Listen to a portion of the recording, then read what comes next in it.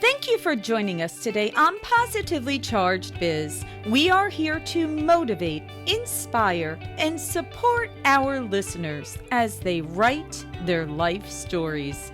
We are a proud founding member of the Real Disrupt Podcast Collaborative, and you can check out more awesome podcasts at realdisrupt.com. I hope everyone is having a positive and productive day. I'm Laura Brandeo, and on today's show, we have a very special guest with us. Jen Du Plessis is an icon in the mortgage industry. I had the pleasure of sitting on a few panel discussions with Jen, and I am thrilled that she has given us some time to share her journey and perspective with all of us. To tell you a little bit about Jen, she is America's Mortgage Mastery Mentor that works with mortgage loan officers and real estate professionals who are overwhelmed and are sabotaging their personal lives for the sake of their businesses. Jen helps them multiply the results in record time while having the courage to say yes to their personal lives, which sometimes means saying no to clients. During 15 of her 37-year career in the mortgage industry, Jen was listed in the top 1% of loan officers nationwide and spent 3 years in the elite top 200 of nationally ranked originators. She's the best-selling author of Launch, How to Take Your Business to New Heights, host of the top-rated podcast, Mortgage Lending Mastery.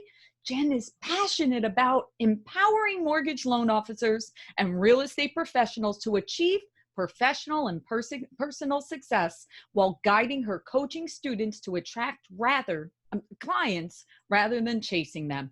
She's devoted to helping each student's business grow exponentially rather than hitting the reset button and have the same results year after year.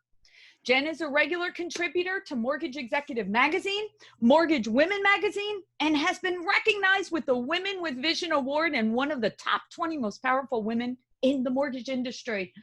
Jen, on Positively Charged Biz, we like to start at the beginning.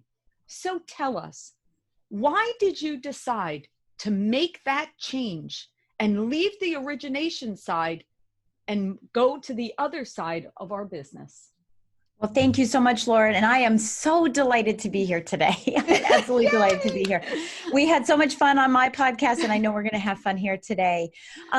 This change, came about, and you know this as a woman in this industry, and having been in the industry for so many years, when I really grew my business, because I was in management for most of the time and then decided to make that switch into origination. And, when I grew my practice and became one of the top people started reaching out to me and they wanted to know my story. How did you do it? And how did your team look like? And a lot of women were calling me, but companies as well saying, hey, can you come in and teach our team? And so I found myself on kind of straddling two boats, right? And I was in dock. It wasn't that I was out in the ocean, right? But I was in dock, and I was straddling these two things, running a, massive business, still doing, 75 to 80 million a year. And then, on the other side, trying to run around and do some speaking and some teaching. And that's really what perpetuated the Mortgage Lending Mastery podcast, was a means for me to be able to answer the questions that people were asking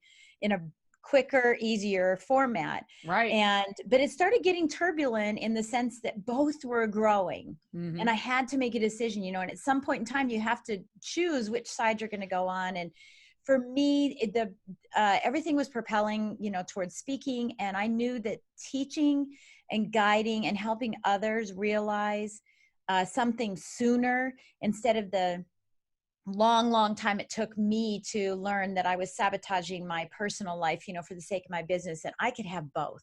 Right. And I thought, if I could condense their time in recognizing that, and they could still have success and a beautiful life at the same time, that was drawing me more than doing the day-to-day, routine. And I think the other part was that my husband and I have been partners in our practice for the last 17 years of my career. And I knew that I wasn't leaving everyone high and dry. And there was comfort in knowing that, right?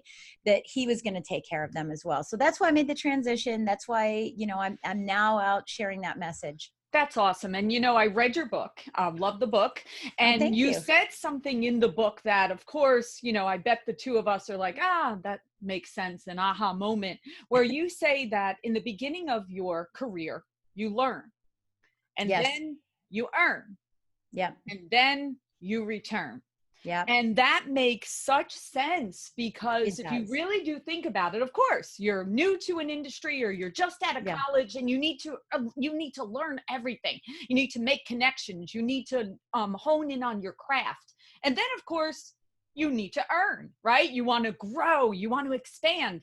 And then you get to that peak, right? You get to that downstream, just like you had mentioned. And Yeah. it's like, okay, now I want to give back. Now I want Yeah. to share some of those lessons. And I think that ties in nicely with the story that you just mentioned, right? Okay, Yeah, absolutely. Yeah. that's Yeah. wonderful. And I really did connect to that. So thank you for sharing that. Of I want to course. talk about the podcast. When did you start the podcast? Right. Well, like I said, it's now 5.5 years. Wow. It's one of I believe it is the longest running podcast in our industry.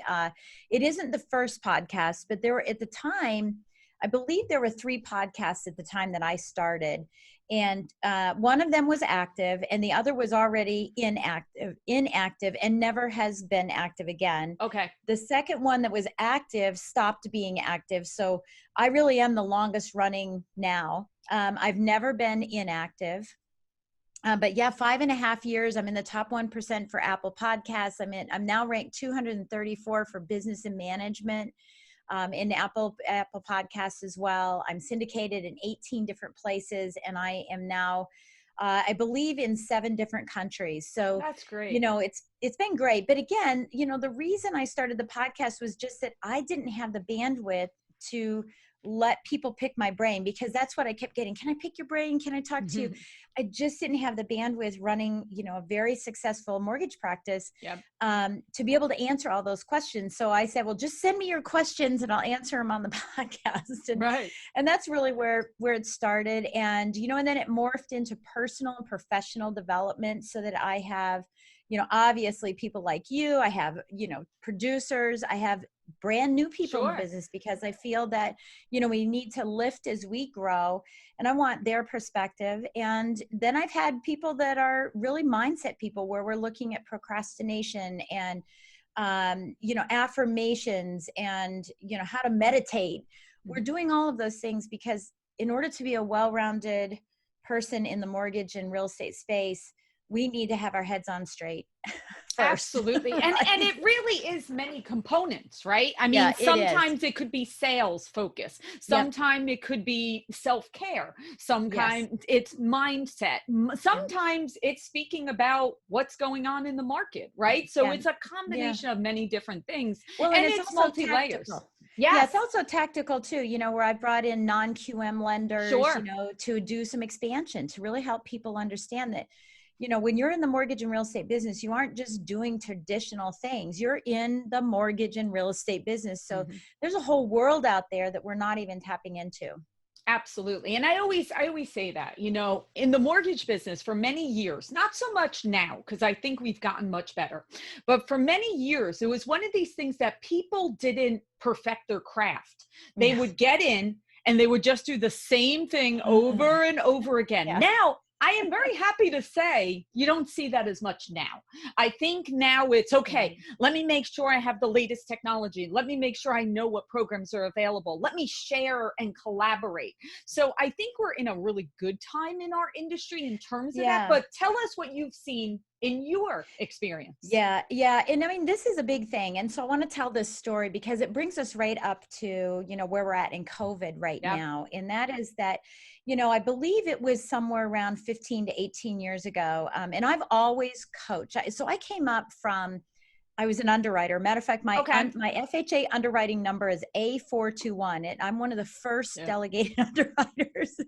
And I underwrote for Freddie Mac, and our company was only the second company that had delegation for Freddie Mac, and I was an underwriter there too. So I kind of came up through that rank and then became a sales manager, national sales manager, division manager, and all those.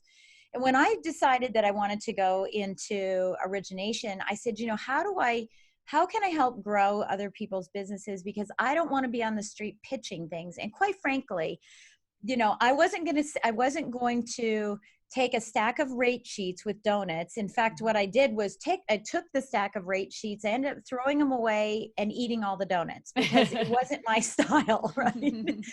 And I thought, I got rid of the donuts. Right. Right. And so I ended up saying, I'm going to be the roaming underwriter. And I truly had that on my card. I'm the roaming underwriter. Your transaction is not going to fall apart because I'm an underwriter. I'm going to do everything I can in the front side to make it perfect so that it goes through smoothly. And I started educating. So I had nothing to talk about because I was going to get your loan done. So I started educating realtors on and I was going to be their roaming coach. And that's what I've been doing for almost 20 some years, is coaching realtors. So I really coached a lot of realtors. And so one day I had a realtor call me, and matter of fact, I just got a thank you note from her a couple days ago. That's how long we've worked together. And she said, hey, I have a client who is only going to be in their house for 7 years because they're military. They're going to retire. They think the value of the house is going to increase by 2%. It, had 2% appreciation for the first 4 years and 3% for the remaining 3 years. So what is the value of the house after 7 years? And my comment was, oh my gosh, she's a listing agent and she can't figure this out. But then I started realizing, well, maybe there's some other questions I could answer like that. So of course I use my HP, which I still use, my 12C. I use my 19B for some very sophisticated things, but I still use my 12C. And I started asking other realtors, what would you want to know about the financial piece of mortgages?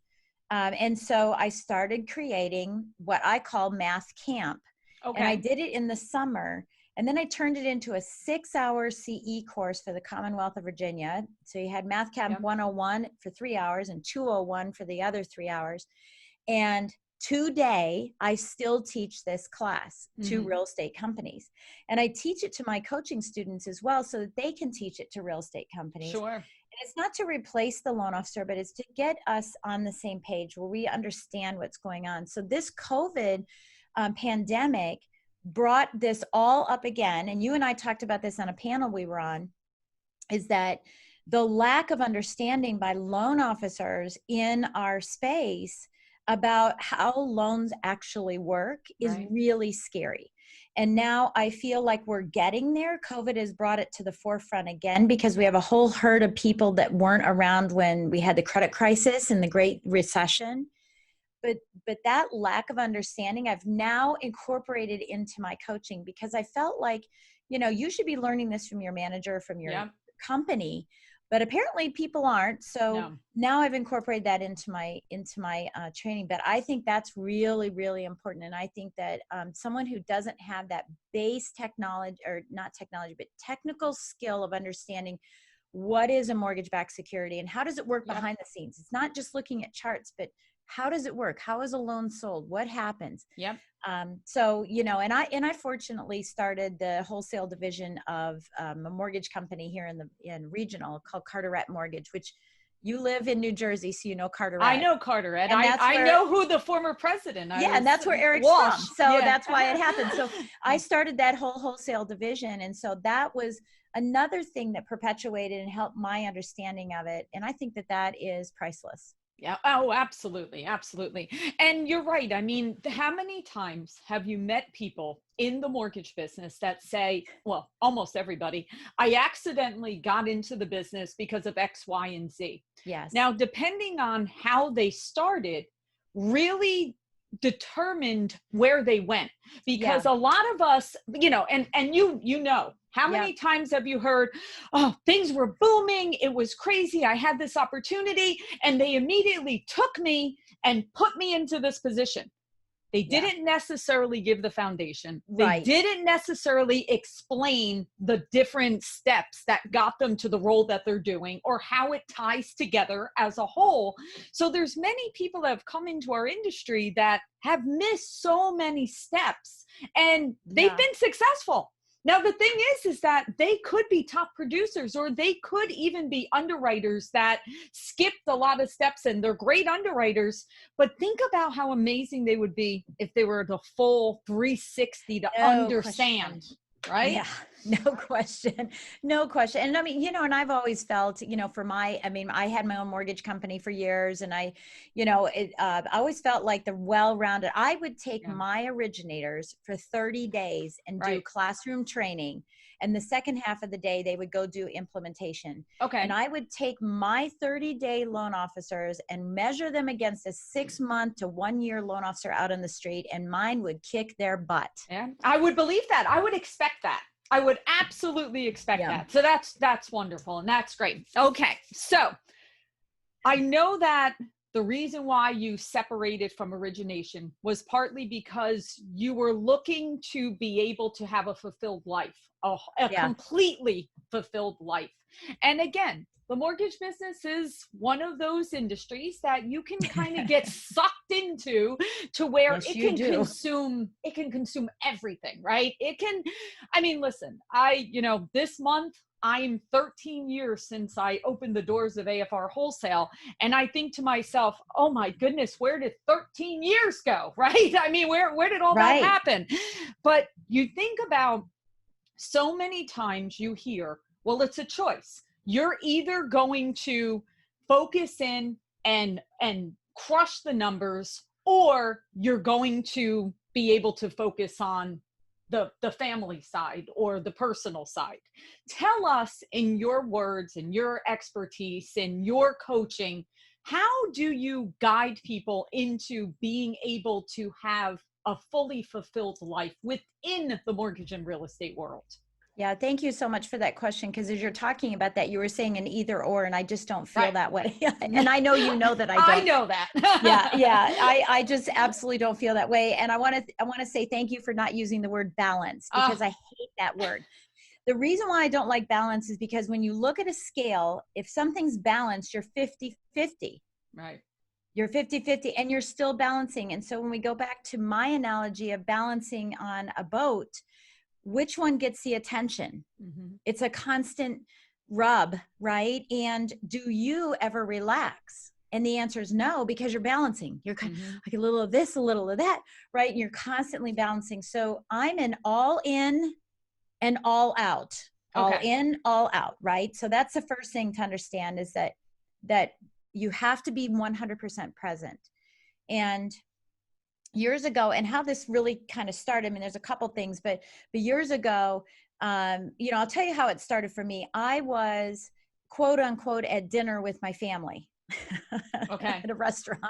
Right. Or at least we're supposed to be, right? Right. The phone rang and I go, I have to take this because they need me. I have to take this. And there I was outside walking that concrete balance beam. We've all walked it, right? You're back and forth on the curb, and you're walking back and forth, balance beaming, right?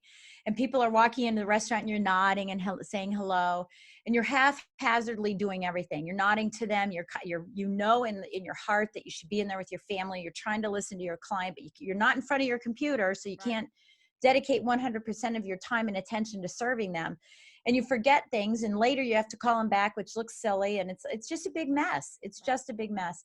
But I happened to glance over into the window of the restaurant, and there my family was, creating memories, laughing, having a great time. But I wasn't in them. Right. And nor was I in them before, and nor would I be in them after, because it took time to figure it out.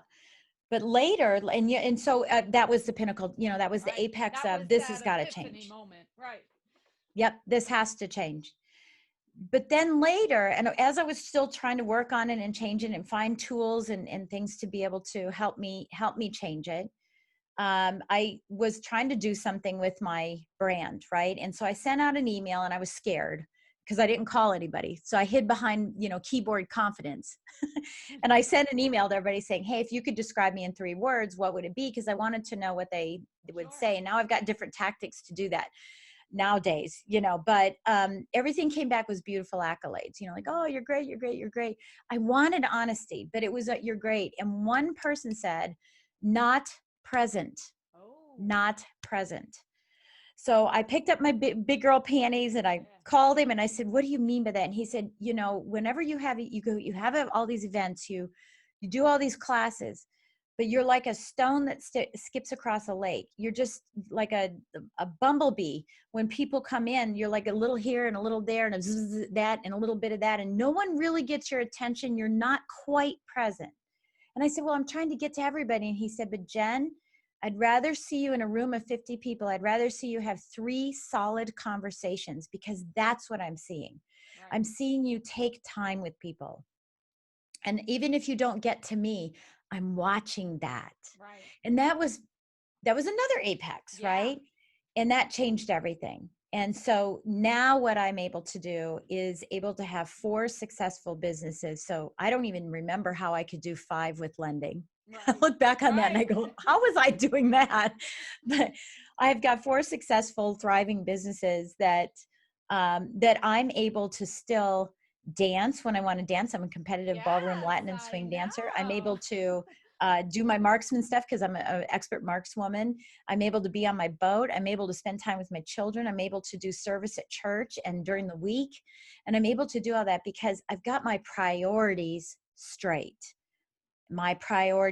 So that's how I do it. I do it with us to identifying your core values and making all of your decisions, personal and financial and business, everything based on those core values so that you have your priorities straight.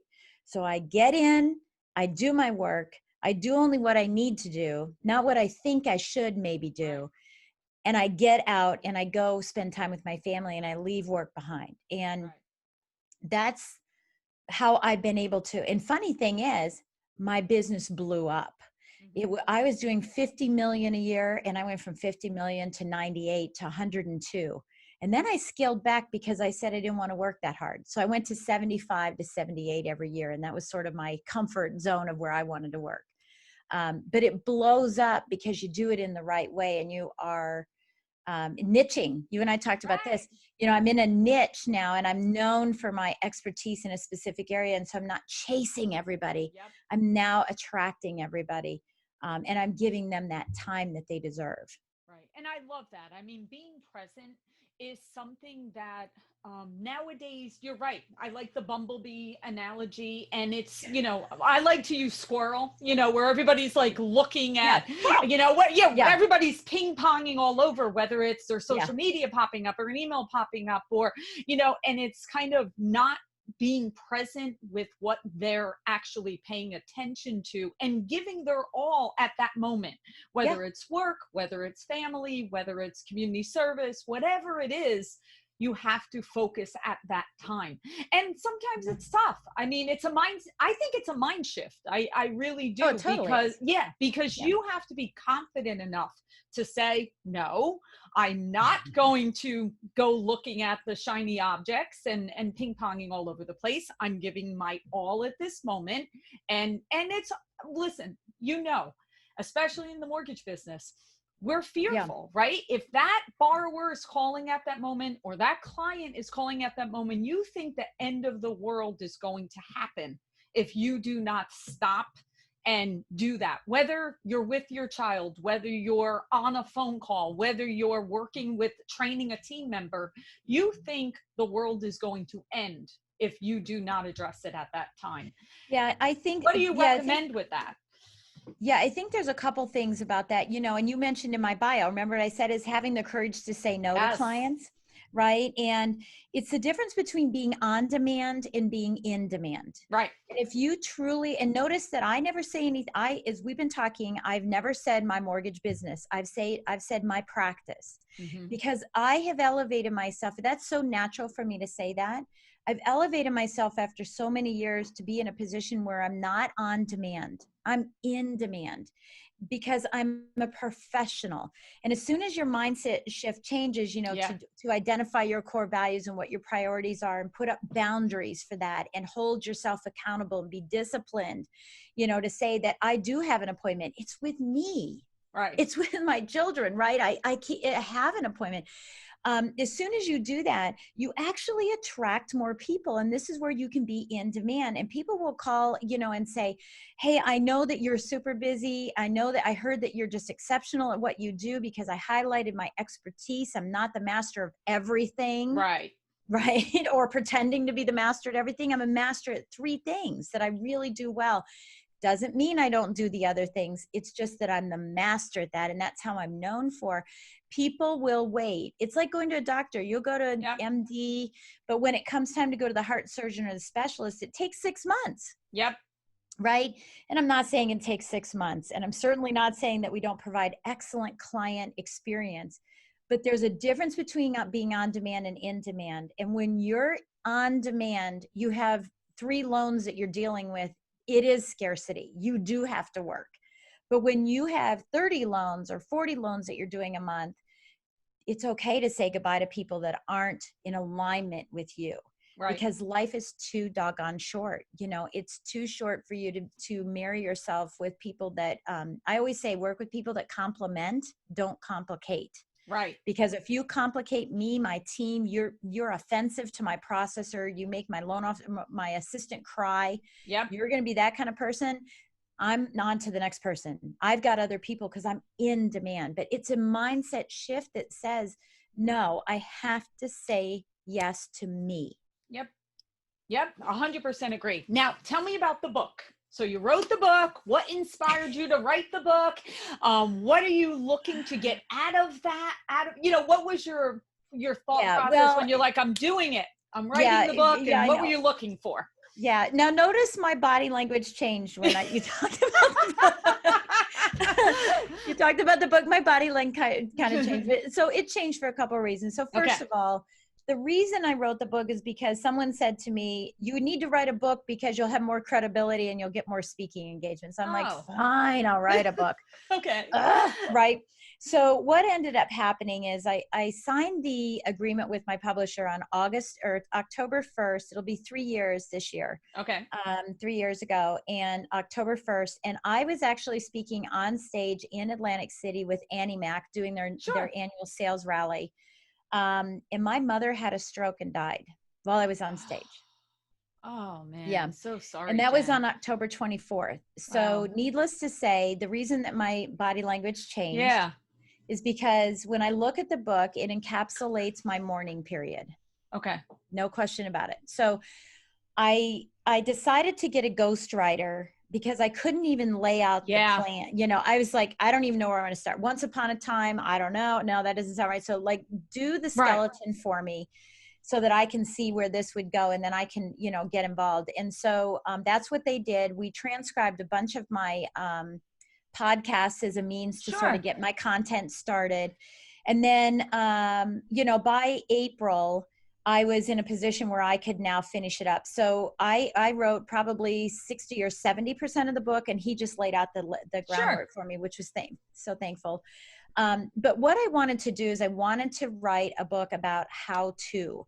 I felt like there's a lot of pointing and saying you should, and here's what you should do, and you should go do that.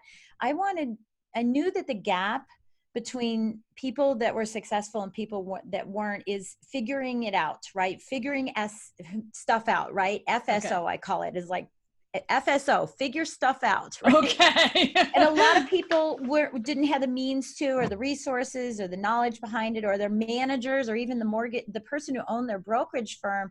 They were a great producer, but they're not a great manager. They don't know how to guide people. Right. And I wanted to create a how-to book, something that you could pick up like soup for the soul.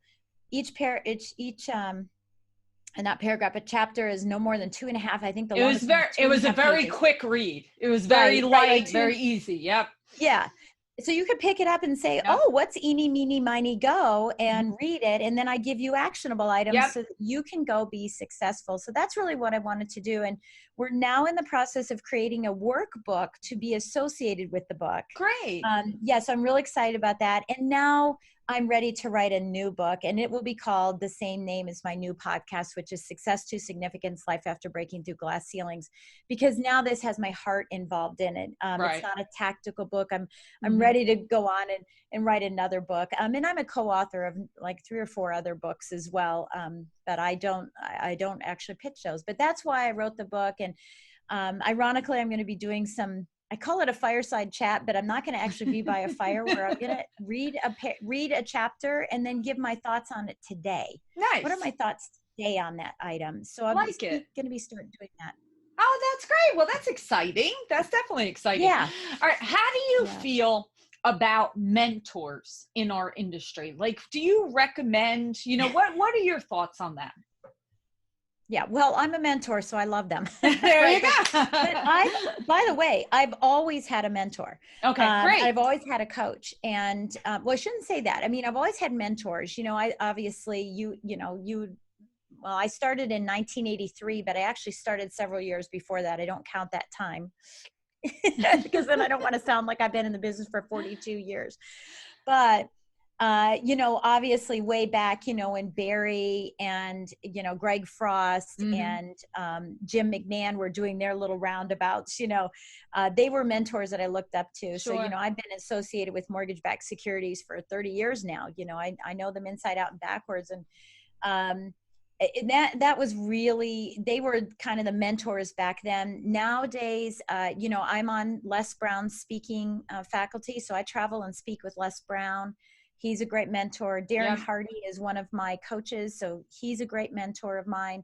And Brian Buffini as well. Writing notes, my mom taught me, so that was just natural for me, and I'm a note writer. But that's just one piece of what he does. But I think all of them are great, and I think that none of us has the full 360 view of our business. We Right. can only see peripherally here at 180, right? If we just move our eyes. So I think that that's really important. I have 6 coaches. They're for a variety of things because I have different businesses and whatnot, but I have 6 coaches right now. And I still have the mentors that I look up to and then I can call. Frank Shankowitz, the founder of Make-A-Wish Foundation, is a dear friend of mine, a mentor. Jeff Hoffman, who is the co-founder of Priceline and the inventor of kiosks in the airport, is a friend of mine. I love being able to get on the phone and ask them business advice. Sure. But I also have friends that help me with mindset and affirmations, when you have a day that takes you off track. And, all of these things I think are really, really important. And we can't do this alone. I can tell you right now, anybody who's doing top production in our business is not doing it by themselves. They have a team around them. They built a team. And the people that don't have those teams, I've heard them say, yeah, but they have a team. That's why they do volume. Of course. Of course. So when are you going to get a team? That's right. Right? When are you going to get a coach to help accelerate you? Right. Because that's exactly what a coach and a mentor does, is that we accelerate your success. We see the areas where you've been just pounding your head or beating your head at the wall. And for us, it's easy to say, oh my gosh, here's your problem. It's not there. It's here. And guess what? We can fix that. It's like naming that tune. I can fix that for you in like that. There you go. And that's why you can't see it when when you're in the middle of it. You can't see that. Yes, exactly. So you need that outside perspective. And it's amazing how sometimes just having that conversation with someone else, it changes, it kind of snaps you back. It snaps you back and you're like, oh yeah, I didn't even see that clearly, I 100% agree. And we all need that. And you're correct.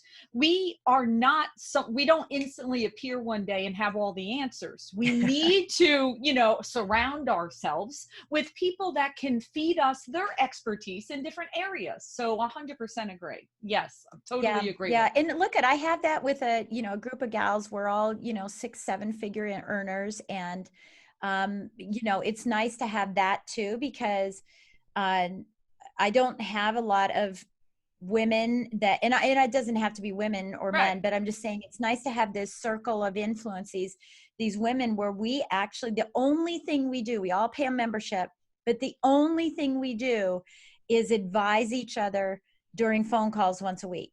That's all we do. We don't cross-pollinate and coach each other. We just provide it. And every one of us is in a different point in the stream or in the river, right? Some are downstream, some are upstream, some are whatever, some are going through turbulent waters, some are sitting cool. Right. And so we all been through something that we can share with everybody and, connect the people to help forge our business forward and accelerate our businesses. That's what I'm all about. And I've always done that with my clients. In my bio, it says, I want to multiply your results in record time. Because you can sit around and try to figure it out all by yourself, or you can have a conversation with me or, or any coach and you can accelerate it. That's awesome. Obviously, we know this year has been like no other. Yeah. we all know that. Yeah. And it's such an interesting time in our industry because although everything that kind of hit us with the pandemic, it also boomed everybody's business on the mortgage side. So give us that tidbit of advice, as everyone. Thank goodness, we spoke about this on your podcast, that I'm very pleased and just so impressed with how the mortgage industry came together and how we are getting through this. And listen, I'm sure the rest of this year is going to be, different for all of us. But what would be your piece of advice as we are all getting through this? And I don't want to say this new normal that everybody is speaking about, but listen. But it is. It is. It's not the same. So what is your advice? Yeah. Well, there's a couple different, pieces of advice. I think, first of all, this is not just 2020. I know everybody was talking about, it's 2020 and vision and 2020, because we were using that. This is the soaring 20s. This isn't the roaring 20s. This is the soaring 20s. And I've said this from the very beginning. And I have a hashtag soaring 20s before anybody else did, because I'm so excited. I mean, even to the extent I said to my husband, gosh, should I go back in? Because I could be doing tons of business if I wanted, but I've chosen to have this lifestyle that I want, and I've chosen to be able to excel in another business that I have too. So I'm not going back, but and so you guys are lucky because there won't be any competition, but because I would be out there kicking butt. But I think this is a soaring 20. So there's 4 things that I would say. Work on your, and these are all skill sets, right? Work on your service skills. Right? Look at how you're serving your clients so that they can have a client experience that creates a revolving door of referrals. So you don't have to go chase, you can attract, right? So work on your service skills. Work on your source skills. Work on your source skills. The people that you're working with, who are you working with that complements versus complicates? Are these, especially now, the people that you had been working with, are they worth your time? And I hate saying it that way, but it really is. Have they always been a problem, and they're just, you did it because you felt like you needed them, and now you've been able to slow down, to speed up, and say, what, I really don't want to work with that person. I definitely don't want to work on them. So work on that. I'm having a brain fade because I do these 4 things all the time. I don't know why I'm having a brain fade. Work on your service skills, your source skills. Oh my gosh, I can't do it because I just, what? Look, I'm 56 years old. And sometimes that just happens, but if you want to know the other skills, you can just reach out to me. Well, actually, let's go over that part right now. So perfect timing. But you know what? You did this yesterday. I did. So now it's like dual, right? Look at that. Oh my gosh. I think it's so funny that I don't know this because I talk to my clients about this every single day. No worries. So tell us, how do people follow? How do people connect? I know everybody in the mortgage side probably already knows who you are, Jen, but please, how do they connect with you? How do they learn more about everything that you have to offer? So that, and I did enjoy the book. I want you to know, obviously, I've been doing this a very long time, and when I open something up, I'm like, okay, is this going to be something that I connect with, that I'm like, yes, 100% on point? Yes, it was. So I do recommend the book, thank you. but as well as other ways to see what you're doing, stay in touch, reach out, watch you. How do people connect? So let me give you a couple of different things. You can put them in your show notes. So the first thing is you can go to kineticsparkconsulting.com, Kinetic, Kinetic, kineticsparkconsulting.com/7 ways. Okay. And you can get a free gift, which is 7 ways to excel your business, right? 7 quick ways you can excel your business, that you can break through your glass ceiling that you're in right now. So I just want to offer that free gift. If someone would like to have a strategy session with me, then all they have to do is text the word strategy to 66866. and you can schedule a strategy session with me, and I'd be happy to talk with you. You know, that session's for you. It's for me to, it's like going to a palm reader and say, what's going on? And I go, here's what's going on. Here's what you need to do, right? And so I'll give you, you know, a couple of tips on what you want to do, and we can talk about whether you want to do some coaching with me or not. That's probably the best way. You can certainly go any place online, jenduplessis.com. I mean, that is my website too, by the way. But Jen Du Plessis, it's one N Jen though. You won't find me if you look for two N's. If you look for Jennifer, you might find me, but there's a Jennifer Du Plessis in Southern Africa. Look at that. That's not me. That's where our name originates, but that's not me, right? So yeah, any place like that. If you do go to, kineticsparkconsulting.com or jenduplessis.com, there's a contact form there. You can certainly contact me if you'd like to have me come and speak at your company or your sales rally, or talk to some realtors. I do lots of virtual training courses for realtors where you're the Oprah. You bring me on and you're the Oprah bringing that in. And I'm happy to do those for you as well. So lots and lots of opportunities. I'm here to serve. I'm here to serve you. That is awesome. Well, you've been wonderful. Love everything that you're saying, and certainly encourage everyone to get that free gift. Check out the website, stay informed, and watch what you're doing, because I know you're constantly adding new value to the industry. So thank you so much, Jen. Thank you for being part of this, and we wish you well. Take care, everyone. Thank you. Thanks. Thank you for joining us for another episode of Positively Charged Biz. I'm Laura Brandeo, and we are here to motivate, inspire, and support our listeners as they write their life stories. If you have an inspiring story, please email me at laura@positivelycharged.biz. And remember to subscribe to hear more great guests. And connect to us on Facebook at Positively Charged and Instagram at Positively Charged Podcast. Until next time, we wish you a positive day.